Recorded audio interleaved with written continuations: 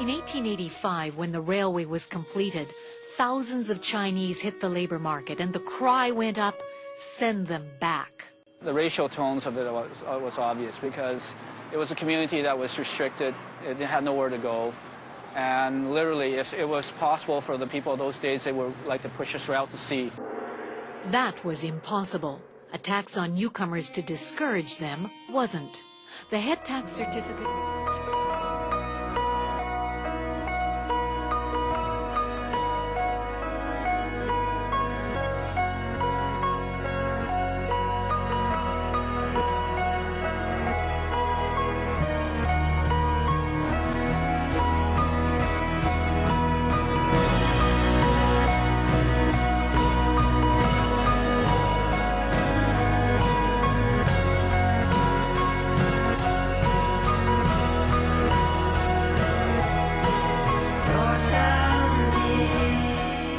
Invited you here. You came here on your own. You paid the head tax willingly or not, but you paid it for economic and for reasons to escape the poverty in your homeland.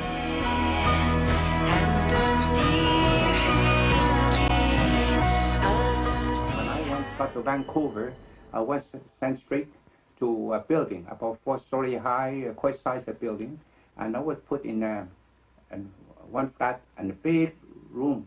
And I noticed in that room there were about 20 or 30 teenager Chinese, all boys, you know, they do say no girls. And there are a lot of bunker beds around there, but some beds have a mattress, some have no mattress, it is spring, you know. So it happened that my friend had a comforter, and I had a wooden blanket. So we both shared a bed, and we did, otherwise it would be very, very hard for us, because in Vancouver in August, the night was cold, you know, but this way we can stand it, we can suffer. And I was kept there 2 weeks. We call it like a concentration camp feeling, you know. There's no way to avoid it, so we endured. He had to pay that $100 before they released me, one thing. And I later learned that my father had to pay $50 to the official there. I later learned, I said, those people did not pay the money to the official. They could be kept there for a month or 3 weeks. But if those people gave them $100, they keep him there just for 1 week. And my father paid him $50, so I was kept for 2 weeks.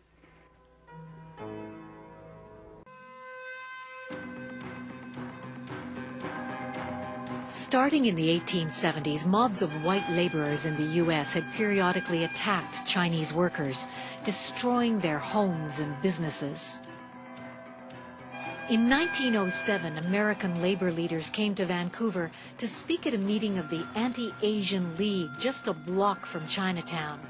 Suddenly, the meeting erupted. They just came roaring through this whole area. They smashed the windows, they beat up people, they looted, and literally trying in the best way they can to, and in the most hostile way they can, to say, get out of here, get out of this country.